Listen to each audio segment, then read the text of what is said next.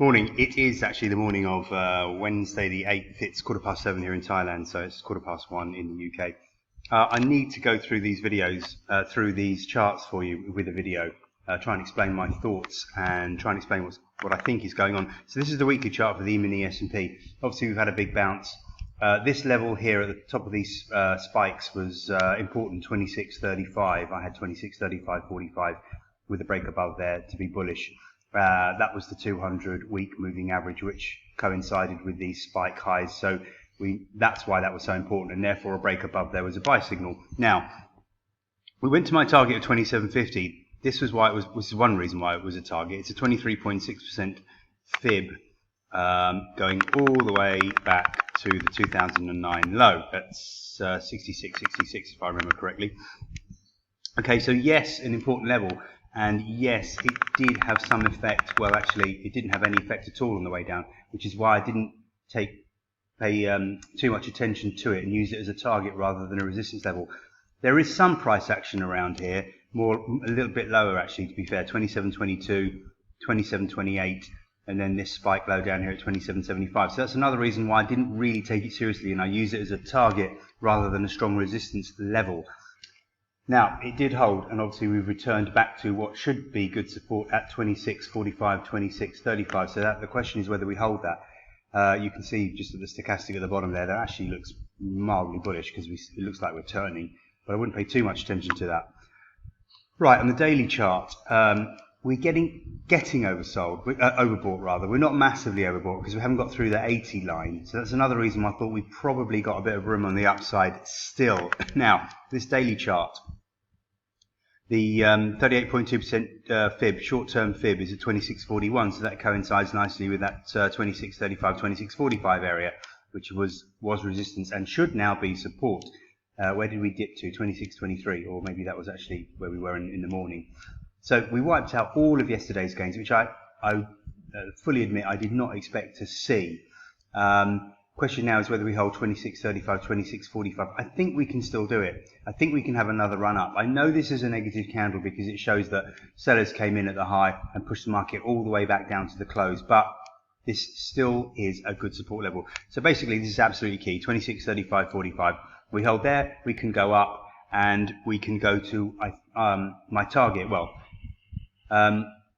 we've got strong resistance at 28.71 from the 500-day moving average, which is just below the 61.8% fib at 29.30. Now, on the weekly chart, we've also got the 100-week moving average of 28.81, and we've got this spike low down here at 28.53. So that's why I had sort of 28.50, 2900 as the area where you probably want to be scaling into shorts, because I do think this market will turn. I do think this is the start of a bear market, and I do think we'll probably take out the low that we saw, where was that, 3 weeks ago, 2 weeks ago, down here at 21.74. I think eventually we'll take that out. I don't see that as a problem. The reason we bounced off there was a moving average on the monthly chart, but anyway, I'll go into that another day. If I look at the shorter term charts, there is also reason to believe, hang on, that the short term outlook is bullish. So the hourly chart, we've become oversold on that pullback. We do, as we know, have that support level at 26.45.35, which appears to be holding as I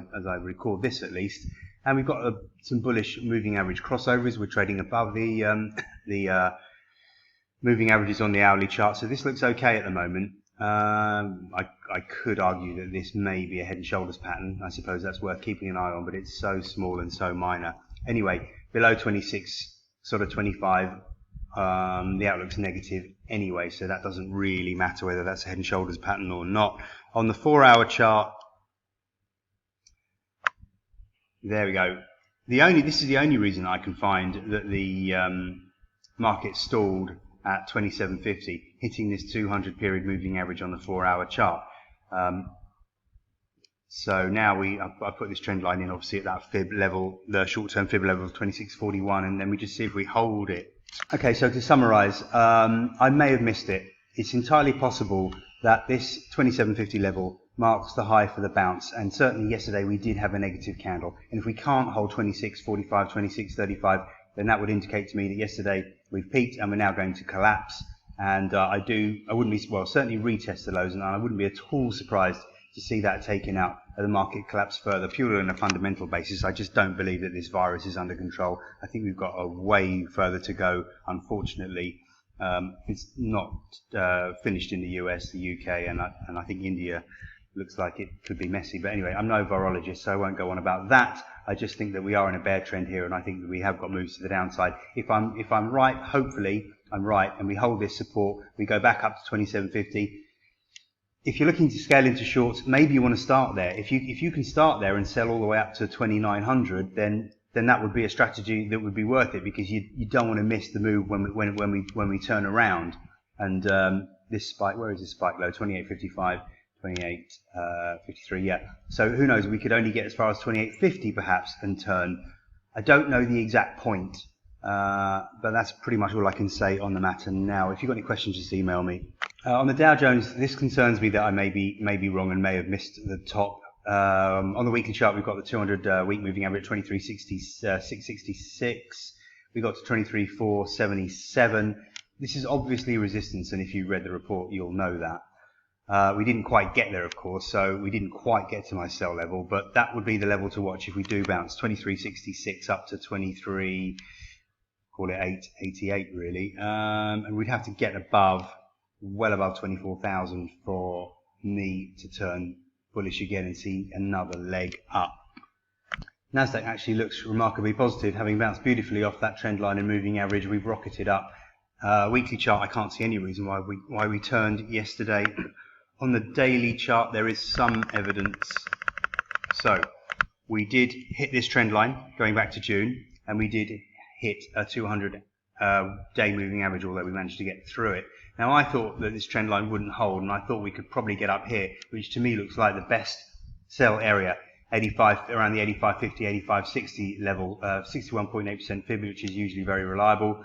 Not quite overbought yet, getting a little bit of divergence on there, but I thought we had time to go up a little bit further, get a little bit more overbought, and sell up here.